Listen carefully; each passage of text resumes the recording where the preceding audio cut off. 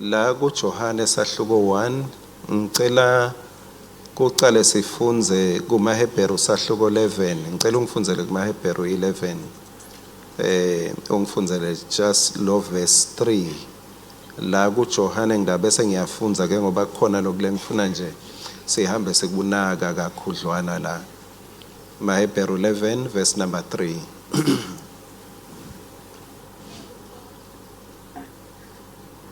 Ngekukholwa siconza ukuthi uNkulunkulu wadala indalo yonke ngelivi lakhe kwaze kwathi lokho lokubonakalako kwavela kulokungabonakali.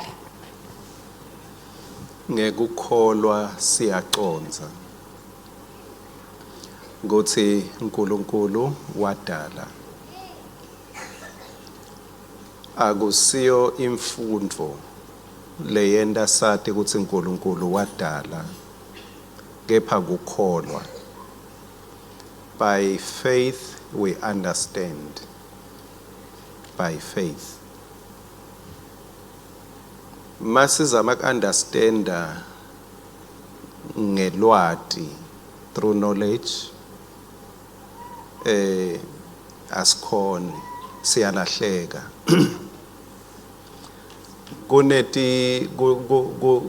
Kunalaba hlakaniphile labahlolile ukuthi indalo yaqhamukaphi labanye babo bathi kwesuka indvo letsite ungazi ukuthi kwesuka indvo letsite yasukaphi lento letsite yasuswa ngibani yasuswa yini kusho ukuthi labafunzile they start somewhere but thina lesikholwako siqala ngaNkulunkulu because in the beginning God mawususa uNkulunkulu then kude lokukhona nalokutaba khona kude so imetamo ekufuneni emaqiniso lamakhulu nalajulile kulabahlakaniphile labasifundzisako labafunze emaqiniso lajulile embhalweni kuhambe kuphele kuhambe kube nemaphelekece ubone ukuthi noma ngingetama kanganani kufunza kepha I cannot comprehend the mind of God. Ngeke ngitibambe tindvo taNkulunkulu ngengcondvo yami. Kani uNkulunkulu usebenta ngaphandle outside my mind. Ngebukhulu bakhe. Kunetintfo lesingeke siticonze njengalapha kubase Roma sahluko 9 ngicela kubekisa kubase Roma sahluko 9 kunendzaba ku verse 17 ithi ngobe umbhalo uthi ku Pharaoh ngikuvusele kona lokho kuthi ngikhombise emandla ami kuwe kuze libito lami libatshadwe emhlabeni wonke. uNkulunkulu uthuma Mose kuFaro ukuthi akhulule abantu bakhe kepha uNkulunkulu sewuthi ngimi lovuse Faro ngenta inhlitiyo yakhe yaba lukhuni. How uthume bani uNkulunkulu? Uthume Moses noma uthume Faro? Lo uNkulunkulu lothume Mose kuthi akayokhulula abantu. Faro uqinisa inhlitiyo sewuthi uNkulunkulu ngimi lobangele Faro aqinise inhlitiyo. So icaca uyithini ke lenkanankana le? Ngoba phela ngithi wena uNkulunkulu wathumela Moses ayokhulula sive sakho. Aphinde azi loyo uNkulunkulu nale inhlitiyo yaFaro lokuthi icine yendiwe ngimi. Yendiwe ngimi. Khona lama ufunza uthi Jakobe ngimthanzile kodwa Esau ngamtonza. uNkulunkulu uyenyanyana wena. kanti khona labanye lohlubenyanya. Verse 18 wakhona uthi ngakho ke unemusa kulowo lathanza kuba nemusa kuye, kodwa amende abe lukhuni lowo lathanza kumende abe lukhuni. So but kude umuntu longaya kuye ufike kuye uthi wo wena ungilenhlitiyo lendiwe uNkulunkulu yaba lukhuni, ngoba asibadi boFaro labakhona, but kukhona abantu labanenhlitiyo lelikhuni lathi uNkulunkulu lenhlitiyo yakhe lelikhuni yendiwe ngimi ukuthi belikhuni. Leni uthi ngifuna kubonakalisa emandla ami eti kwenhlitiyo lelikhuni. So ningacabanga ukuthi mangabe simo selikhuni lutho mokubelele kusathane, noma kuna Faro loqinise inhlitiyo thani Nkosi ngiyabonga ukuthi kube nanangi Faro nangi, kusho ukuthi kunemandla akho lamakhulu engidawabona la. Akukho Jesu angeka kulungise, yebo ngiyazi. Angithi sihlabela kanjalo ka. Akukho Jesu angeka kulungise, yebo. Bese ke lapha kusahluko 11 selithi kuze sitoba nekuthula emphefumulweni, lithi la kubase Roma 11:33 maye kujula kwemicebo nekwenhlakanipho nekwelati lwaNkulunkulu, ngubani nje longaphenya kwehlulela kwakhe ahlolisise imfihlakalo yetindlela takhe. Ngubani? Ngoba sithi siyamati yebo ngiyati Nkosi wena wena wende lokhu wenda lokhu wenda lokhu naloku lesibona ngathi akakwendi, uthi uNkulunkulu ngimi lo behind that. Uthi utawukhanza mina mangabe nguye lo wakhuluma kuFaro ukuthi ayicini inhlitiyo, uyabona sengathi angimati lo uNkulunkulu engikhuluma ngaye, ngazi ukuthi ngilomunye, ngoba kunetinto leti icina tithi inko athi uNkulunkulu no ngimi lo lokushubisele lapha, ngimi lo loshubisela. Indzaba yethu ke sihloko sithi the power and purpose of your relationship with God. The power and purpose, emandla nenjongo yebudlelwane bakho naNkulunkulu. Yini le yenta uNkulunkulu ende sivumelwane nawe nekubona emandla akho aleso sivumelwane. Kulo John 1 lithi ekuqaleni kungadalwa lutho, abevela khona bani? Abevela khona Livi. Livi abe uNkulunkulu, Livi abe uNkulunkulu. Yena lo abe khona ncanti abe naNkulunkulu. Verse 3 uthi konke kwadalwa ngaye, ngaphandle kwakhe kude lokwadalwa kuko konke lokudaliwe. Nguye lo ngumthombo wekuphila, naloko kuphila bekukhanya kwebantu bonke. Lokukhanya kukhanya ebumnyameni, bumnyama abukakwemukeli. Bese verse 6 ukhuluma ngaJohane uthi bekhona umuntu labethunywe uNkulunkulu libito lakhe kunguJohane, lo wabedele ubufakazi ate ufakaza ngaloko kukhanya kuthi ngaye bonke abantu bakholwe, ngaye bonke abantu bakholwe.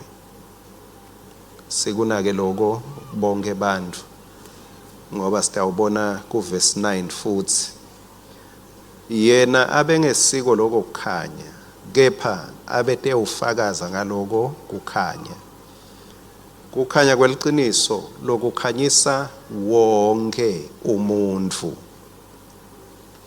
akusese emaJuda kepha wonke umuntu bekuseda emhlabeni.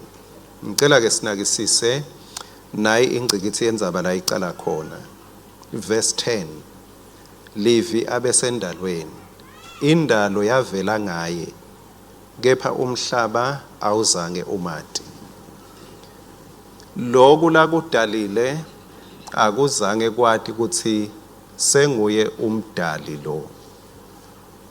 Uyeta endalweni yakhe, mafika endalweni yakhe ayimboni ukuthi nguye lo mdali wetinto. Indalo ayimboni. Creation did not recognize him. Verse 11, akasakhulumi ngemhlaba ngendalo, sewukhuluma ngesive. Uthi weta kuba kubo, sive saka Israel, emaJuda, weta kuba kubo, kodwa abantu bakubo abazange bamemukele. Abazange bamemukele bantu bakubo. Mangabe khona abantu bekumele bemukele Jesu emhlabeni ngemaJuda, ngoba Jesu utalwa khona. Jesu utalwa emva kwetiprofeto kuthi intombi iyawukhulelwa itale. Kwashiwo nekuthi uyawudalelwa kuphi. Kwashiwo nekuthi uyawuphuma kuyiphi indlu. Mawufunza kuMateyu sahluko 1, ufunze nakuLuka. Sethulelwa luhla lwebantu ukuthi Jesu bekasolwagadziwe. Kepha wathi makafika labantu bebamgadzile azange bamemukela. Bani bekumele bamemukele? Niyati yini ukuthi kuyendeka umuntu akhule atalwe ngemthandazo, aye esikolweni kuthandazwe ekhaya kufundwa livi, kumbe lo munye aye college e-university, kumbe lo munye azathathe umfati solokuthandazwa ekhaya kepha angamati uNkulunkulu? EmaJuda imibhalo yembulwa ngabo, but abamati lo muntu lokubhalwe ngayo lambhalweni. Nanyalo ungabakhanza bathandaza, ubakhanze bathandaza imini nebusuku, but mawufika uthi Jesu ngumesiya wenu, ngumsindisi, bathi hayi akusiyelo lomshoko wenu, wethu useta, akusiyelo lo wafa wavuka, weta kubakhe kepha bakhe azange bamemukela. Naku-ke la sekuwela emandla khona kulo verse 12. Uthi ke verse 12 kepha, so ugucula yonke le nkulumo lo verse 12. Uthi kepha bonke labamemukela ngekukholwa egameni lakhe wabapha ini bazalwane? Anikhulume ngathi ngemandla. Wabapha emandla. Ko benisenkonzweni emthandazo ebusuku nganthe power. Nganhlahlembe nathi power. Wabapha emandla. Akuphi lamandla? Ekuthi babe yini? Bantwana baNkulunkulu. Jabulani sesingabantwana abenkosi sesinofakazi silubonga lolu thando Baba umsindisi wethu siyalubonga lolu thando Baba umsindisi wethu. Lamandla lemfihlakalo yalamandla ila ekuthenini sibitwe ngekuthi sibantwana baNkulunkulu. This is where the power is. Emandla ethu njengebazalwane awekho ekuthenini si powerful kanganani emthandazweni. awekho ekuthenini uthandaza uze uvibrate emandla ethu asekuthenini noma ngithulile ngingumntwana wakhe. There is power in me. Akukho style lekumele ukuthi ngisende. Yebo asithandazeni makufika isikhathi semthandazo lokusitako nawe ungalali uthandaze uhle ukhahle khahlela ngegama lika Jesu uthandaze uthandaze kepha khumbula emandla akho awekho ekukhahleleni. Emandla akho asekutheni ungumntwana bani? Ungumntwana kaNkulunkulu. Emandla siphiwe makuthiwa sibantwana baNkulunkulu.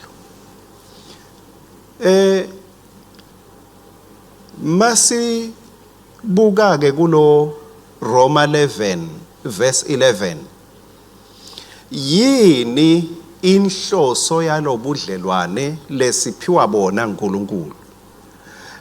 Lobudlelwane ninake asiphiwa emandla ekuthi sithiwe sibazalwane noma singemaKristu, kepha siphiwe emandla ekuthi sithiwe sibantwana baNkulunkulu. Lokusho ukuthi lokuhamba embili akusi loku lesikwendako njengebazalwane, kepha ngiloku lesingiko la kunemandla khona.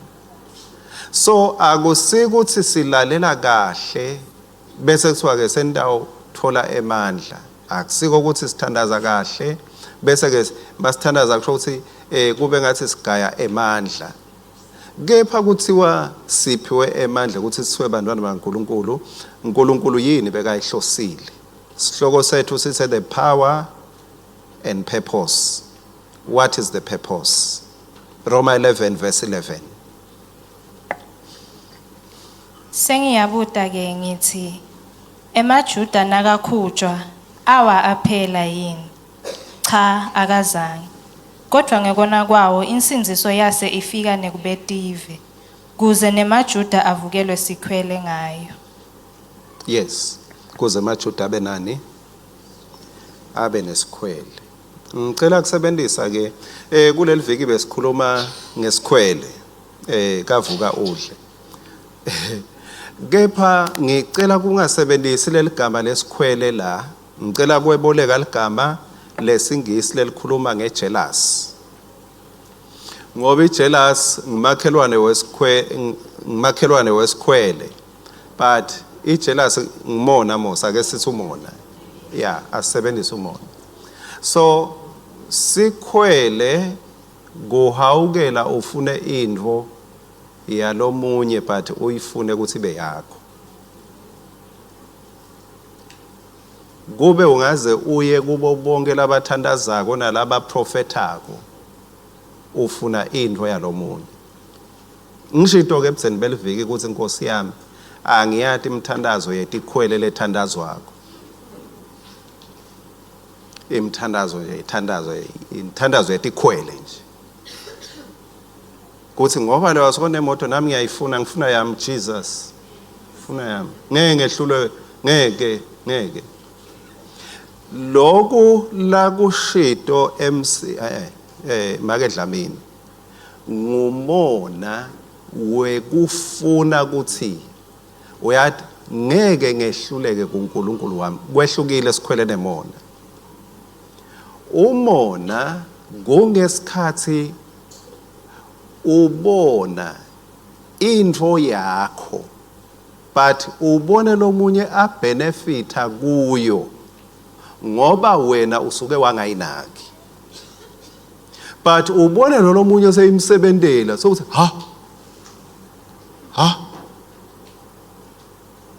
but lwakho lolutho kepha wena ngekuthi awukalisebenzisi lelithuba lalendo loniketwe yona ungayisebenzisi.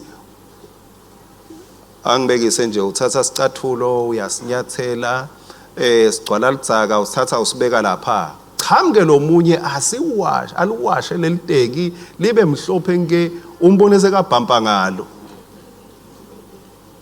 Sewuyaqala lapha ha. Sekuvuka umona teki lami. Yabona. But awukalinaki wena. So umona uthi uNkulunkulu makasinzisa thine asipha emandla ukuthi asibitwe njengebantwana baNkulunkulu. uNkulunkulu mawufunza leTestamente sivumelwa lesitsala uthi veta aNkulunkulu wema Israyeli. Uze athi mati bonakalisa kuMose uthi nginguNkulunkulu wa Abraham na Isaka na Jacob. So akathi bonakalisi lapho athi nginguNkulunkulu wemhlaba, but uthi ngiwanaba abantu naba labadale nasi sive nasi. uNkulunkulu beka ngomnakekeli wabo, but ngenxa yekuthi azange balibambe lelithuba lalobudlelwane, bahamba bakhonda letinye tithixo, bakhonda labanye boNkulunkulu, bamshiya lo nkulunkulu. Sewuthi ke uNkulunkulu anginikede lithuba kubantu betive kuze kuthi laba labangakangifuni banganginaki batovukelwa ngumona mababona ukuthi umuntu ngaba nebudlelwane naye kwendekana empilweni yakhe. Sisinziselwe umona abazalwane. Sisinziselwe ukuthi uNkulunkulu ufuna kubonakalisa ukuthi mina uNkulunkulu umuntu waba nebudlelwane nami. Impilo yakhe ibanjani? Impilo yakhe ibanjani? Ngicela ke kubekisa enshumayelweni yemfundisi Mthobisi kula khulume ngako kuSamuel wesibili sahluko 6 verse 10 kuya ku12. Samuel wesibili sahluko 6 verse 10 kuya ku12. Ngako wangabe asavuma kulithatha ahamba nalo aya eJerusalem, lidolobha la David. Wabe sewuyaphambuka walimikisa ekhaya kaObedi Idom waseGathi. Libhokisi lesivumelwano sasimakade lahlala ekhaya kaObedi Idom waseGathi tinyanga letintathu. Simakade wambusisa Obedi Idom kanye nayo yonke indlu yakhe. Inkosi Davide bayitshela bathi, simakade soyibusisile indlu yaka Obedi Idom kanye nako konke kwakakhe ngenxa yelibhokisi lesivumelwano sasimakade. Yes.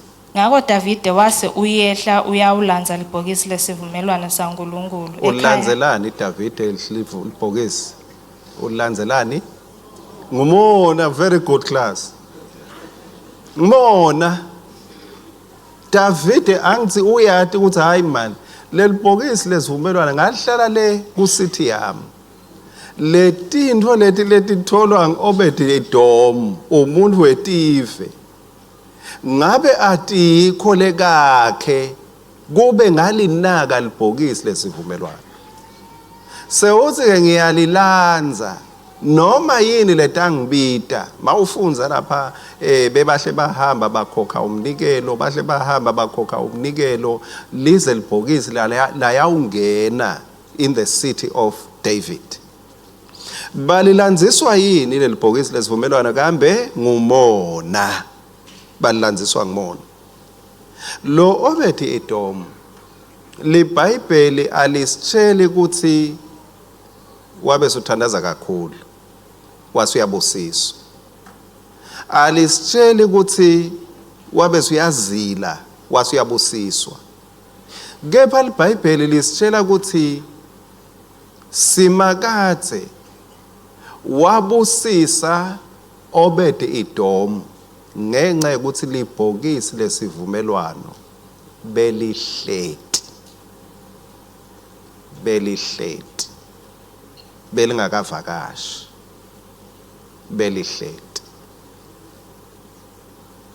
Leku Johane I think verse 14 kulo sahluko 1 lithi Levi wakha phakathi kwethu, waba ngumuntu, wahlala, ngiyabonga, wahlala kanye nathi. leli bhokisi lesivumelwano sebukhona baNkulunkulu lahlala kaObed Edom. Ekubeni leli bhokisi lihlale kaObed Edom, taqala tindzaba tekubusiswa tanza. Leto tibusiso leto taqala tavusa umona kuDavida. Engabe singaba nabo yini lobudlelwane lobuvusa umona kulabanye bantu, bafune lo nkulunkulu, bangafuni lokuthandaza but bafune lo nkulunkulu wakho. Ngoba akusilo labazalwane kube nami nje kwathiwa hayi kholwa khona into khona kuthandaza ubusuku bonke. Mina ngicabanga ukuthi ngeke ngithi ngiyabuthanza ubuthongo but nje ngiyafuna kulala makusebusuku. So mawuthi awuthi angite kuJesu khona ngito uthandaza ubusuku bonke, ngiyabo ngiyolala nini la? So ngeke sim-advertise kahle uNkulunkulu ngekuthi sendani, kepha sitam-advertise kahle ngekuthi wendani masinebudlelwane lobuphilako naye. Asibuyele kuObed Edom. Obed Edom lithi akubusiswanga yena kuphela, kwabusiswa indlu yonke. Kwabusiswa indlu yonke. Ibusiswa yini? Ngekuthi libhokisi lesivumelwano lebe lisithombe sebukhona mbamba baNkulunkulu. Kusho ukuthi kaObed Edom bukhona hayi uNkulunkulu, ngoba kude la uNkulunkulu ungambeka khona, because uNkulunkulu beka khona kungenandzawo. So kude ke la ungambeka khona, noma uthi uhlala ezulwini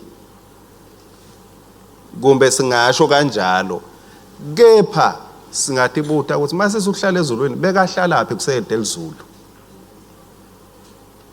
Uyabona sikude indzawo la ngahlala khona.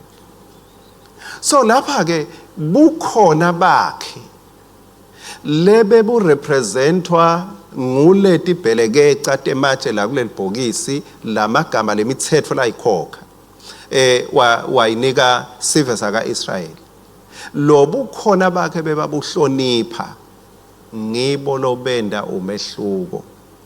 Ngibekise ngathi ekuseni ngiyacabanga ukuthi uma ngabe singacabanga ngalamuhla ekhaya kaObed Edom kuthi bekune TV, iTV ivama ukuhlala kuphi bazalwane? Sitting room. Kepha nyaro seyihlala nakuphi? Emakamelweni. Lento iyasilandzela manje. Usuke sitting room so ikhanze ekamelweni. Na iTV ihamba nathi le sitting room. Kube bota ukhanza iTV, ukhanze bo sofa, angithi sibeka kanje sitobona kahle iTV sonke. Bota ukhanza bo sofa bathe, but lene la kufika libhokisi lesivumelwano yasuswa iTV kwase kubekwa lona lapha. Kuthi masihledi la khaya emehlo ethu angasuki kuye. So ngesikhathi leli bhokisi lesivumelwano likhona, bebati ukuthi kunebukhona mbamba, bukhona baNkulunkulu. Mangabe lo munye athi uyahamba anyathele lo munye bekathi ncesi, lo munye athi uphethe iglass, ife le glass itolo malingekho bebabukana bathi so ubulalelani le glass. Kepha libhokisi lene la kufika makufa iglass bagijime bonke bayolibutha bathi ncesi sorry. Why? Because emehlo asabheke kunabo bukhona lobukhona baNkulunkulu. Lobe kakwata uhleka lite mangabe nje la kungangena ingwenyama ingene nje ithi smile lesinye longasati la, smile longasati. Ungabona smile lesinye losicala ukuthi ubona into bayethe ekhaya kaObed Edom bekungibayethe kunesmile imini nebusuku lo bekakwata yancibilika inhlitiyo ngoba inkosi yehle ezulwini yaba ngibondwe ebantwini yaphatheka ekhaya lapho. Ngicela singathandazi kuNkulunkulu longekho ekhaya. Akabe khona lo nkulunkulu aphatheke ekhaya. Ngithi mangifelwa iglass kuthi wencesi kungasho ukuthi utayithenga.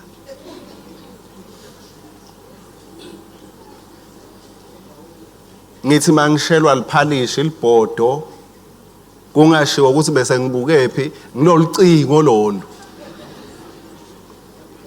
Kepha kuthiwe wencesi nakimi belingasha.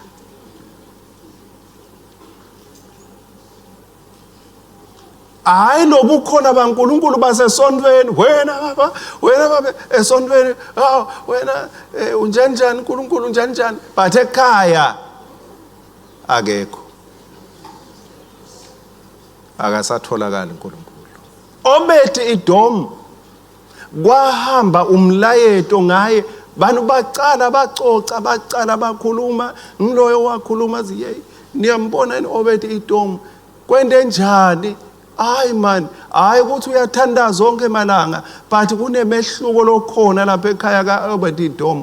Kunetinto siyamathi lo muntu akana mali manje kunetinto letingadzingi nemali la nato lo muntu lento lena kubusiso obuswe uNkulunkulu. Wahamba umlayeto nabo bayawutshela David ezekonakele David kaObed Edom wagijima David wavukelwa ngimona. Bufakazi besibusiso saNkulunkulu ungabufakaza njenge microphone but buyatikhulumela. Sibusiso nje saNkulunkulu sivele sibonakala ethi uNkulunkulu wazwambusisa angakakhulumi. Sewungacedzela ngemlomo wakho but uNkulunkulu angakubusisa ubusisekile makabongwe Jesu. Haleluya. Sengigcina ke injongo yaNkulunkulu God's purpose ngalo budlelwane ifuna kubonakalisa hayi ukuthi si powerful kanganani kepha kubonakalisa ukuthi muhle kanganani. He wants to display his beauty and his glory. Lobudlelwane lobunemphumela wekubusiswa. Kusho ukuthi wasusa uNkulunkulu ususe tibusiso. Wasusa uNkulunkulu ususe tibusiso. Ungathandaza kepha bawususe uNkulunkulu ususe tibusiso. Yini kuleti nyanga letinzathu ngicela kunibuta. Yini kuleti nyanga leting3 kusukela lamuhla. August siyambala ngoba sasuka. Sesikuphi na August? Saneni wendo angilo sawukashayeki.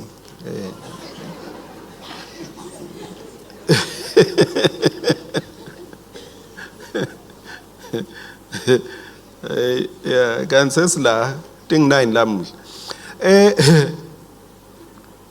Nang August uqisho usemnengana mos. Singambala sithi 1 August, September, October.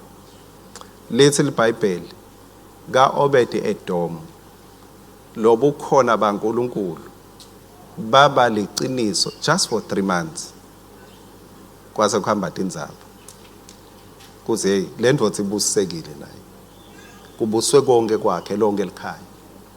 Yini kulo 3 months lo ngathi Nkosi ngifuna kube nento lebonakalisa ukuthi sengibonile ukuthi nempela usemhlabeni uhlala kimi ngihlala kuwe ngoba leli bhokisi kuthi walahlala alisho ukuthi kwathandazwa kakhulu kuthiwa nobukhona baNkulunkulu bahlala kwase kushintsha into.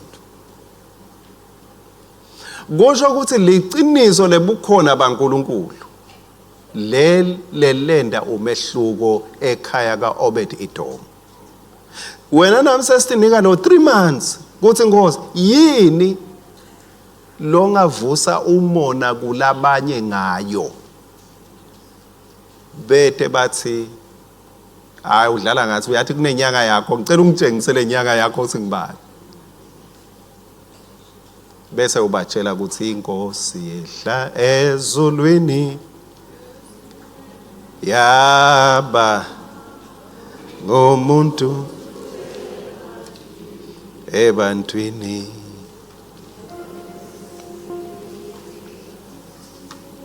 boninti niye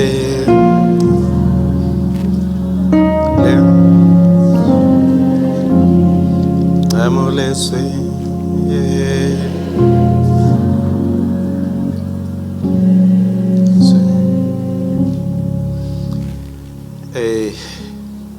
bayathi labanengi benu ukuthi kulomnyaka kambe ibirthday yenkosi beyikuphi? Sengcile beyikuphi? Angiva beka somhlolo last year beyikuphi? Khulumani kakhulu phela kithi Mankayane.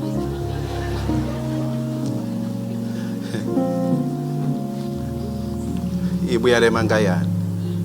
Le Mankayane lo mgwaqo lapha eluyengo lapha endasi emdutshana bekune ma potholes lesabekako yawathi mkhaya bekune ma potholes lesabekako kepha ibirthday yenkosi yathi mayise Mankayane umgwaqo washintsha nyalo sesimuthi uhamba nje uyanyelela ngathi nje once lokuthi kwake kwaba nepothole sengumlando kuleyo ndzawo leyo asekhonyana lapha lapha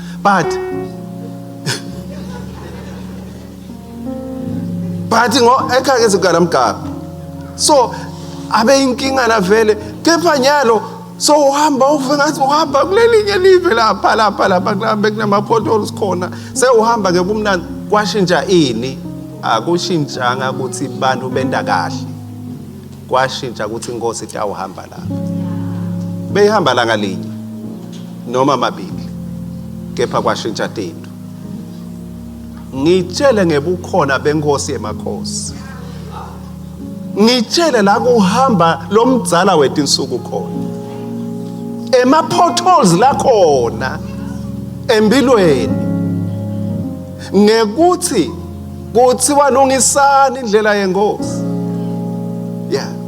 masilungisa indlela yenkosi la bekunama potholes khona kuyavaleka makabonge Jesu sihambe seMankayane ngebirthday yenkosi ngalelo langa kukhona bekade ngisho 10 rand wekuthenga ihalf yesingu seyaba kumalini ihalf isathengisa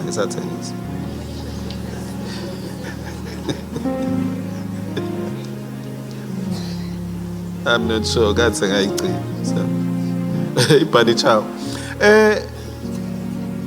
lobekede imali ngalelo langa wadla njengemuntu onemali wadla njengemuntu onemali adla kudla kwamahala ukuthatha ukudla kwamahala bukhona benkosi makabongwe inkosi emazulu nemhlaba bukhona benkosi emakhosi bushintsha ngisho ungenamali akukho Jesu la ngakhona kubulungisa host his presence yenda bukhona bakhe buvakale ake sihambe ngalelo langa sale sijika ke singasayi le Mankayane ngoba sete ma robots ngala ma robots ezekuseta ingomo kwasho bani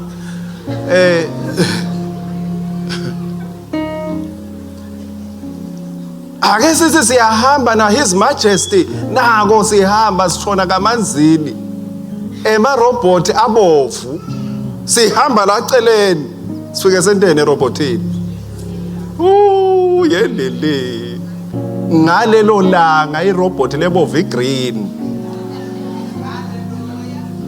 ngalelo langa stop sign azisebenzi mayithi sign stop ngoba sihamba nenkosi yelive i-stop sign ayisebenzi ngalelo langa, but make sure uhambe eceleni kwayo ngoba wahamba khashane nayo naya lapha yawusithela uyachamuka irobot ibovu uyifaka imoto yakho uthi angilandzela naye batakushayisa,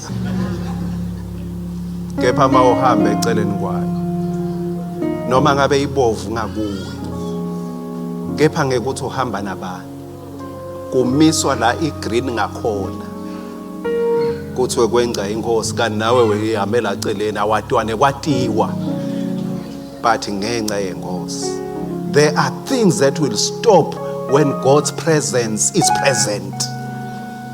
Tintfo labe uhambe ume khona wesaba, kepha ngenxa yebukhona bebukhona bakhe benda kuthi noma ngihambe esigodzini selithundile kufa angesabi lokubi ngoba wena unami, hayi ngoba ngithandaze kahle, but ngoba wena unami. Noma ungavuka uthandaze kahle bese uyahamba uthi ngifuna kushaya amarobot ngishwabovu ngoba ngithandaze kahle, titakushayisa. But ngisho ungakathandazi kahle wahamba next to his majesty, uyawuhamba ukhululekile. Kwasho umuntu wathi sengihamba ngikhululekile. Atifakale tikite bukhona bakhe. Host his presence in your life. Lo Jesu uhlala kuwe, lona lo wangena endlini ngelibito lakhe kaObedi Idom, sewuthi Johane 15 hlalani kimi nami kini. Asamdzinga kakhulu endlini la ngikhona khona ngihamba nenkosi yemakhosi. Lebe kungitshela ukuthi sewutawufa, ngithi nawe kufa ngomnyango, ngeke usangivimba ngoba ngihamba nenkosi yemakhosi. Ngicela libandla lisukume.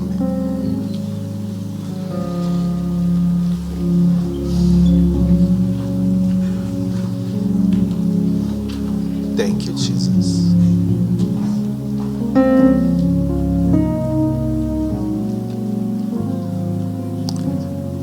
Babelo ngcwele, siyajabula lamuhla ukuthi usikhumbude ngebukhona bakho lekumele buvuse umona kulobe kacabanga ukuthi kukholwa kungumthwalo, lobe kacabanga ukuthi kukholwa kusenda singalali, kukholwa kusenda sibede imali. Ngiyacela Nkosi ukuthi ngekuva livi lakho lamuhla bese Nkosi kulethi inyanga letinzathu ngamunye wethu athi Nkosi ngicela ukubona ngalenye indlela letawuvusa umona nalobe kangakufuna kubeka eceleni, athi ngiyamfuna lo nkulunkulu wakho.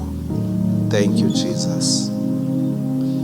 Sicela Nkosi lokutawuphatheka, hayi ngoba sitawuthandaza kakhulu, kepha ngoba sitawuhlonipha bukhona bakho ngemitimba yethu, sihloniphe bukhona bakho ebudlelwaneni, nangekuthi labe sinemsindo khona, kepha bese siba nekuthula sithi phela uNkulunkulu nathi. Thank you, Jesus. Labe sicabene khona sihambe siyawuthukulula tibophe emafindo ebitterness, sithi phela kunaNkulunkulu la. Oh yes, siyabonga babe wethu ukuthi uyawukwenda lokungetulu kwalesingakucela nalesingakucabanga, kuze kuthi Davide wetikhathi avuke umona nga Obedi Idom lo membi kwakho nasembi kwami nasemva kwami naseceleni kwami kepha lothi Nkosi just give me these 3 months to host your presence. Leto tikhilikiti lebe tiyingoti shall no more be there. Labe sekuhambeka khona unyonyobe uthi kune pothole, let me reduce my speed. Kepha Nkosi siphinze sibuyele sithole ematubane ethu. Labe kungathi kubovu khona kuvalekile, kepha your presence is saying noma kubovu you will cross over. Noma bekuthiwa akusahambeki, kepha bukhona bakho it loosens up everything. La bekuthiwa stop khona kuyahambeka ngenxa yebukhona bakho. Ushito njalo ahlabelela Davide wathi impela lokuhle nemusa kuyangilandzela. Tinsuku tonke tekuphila kwami ngitawuhlala ebukhoneni bakho. Thank you Jesus. Uthe asikulinge. May our hearts be awakened ekuboneni ngeliqiniso. Hayi nje ukuthi usendela kuze sitoba nako, kepha ukhwebule umona ngawe. Wendele kukhwebula umona wekuthi bakufune nalabe bangakufuni. Luthumo nemandla nebukhosi kungekwakho Msindisi wethu. Thank you Jesus. Libandla lithi amen. Amen.